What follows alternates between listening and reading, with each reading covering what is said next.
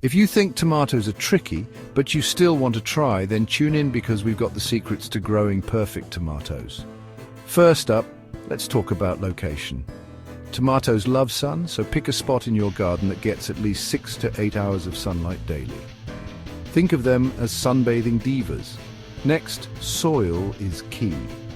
Use rich, well-drained soil and mix in some compost. Think of it as giving your tomatoes a deluxe spa treatment. Now let's talk watering. Tomato plants like to stay hydrated, but not too much. Water them deeply a couple of times a week and keep the leaves dry to prevent diseases.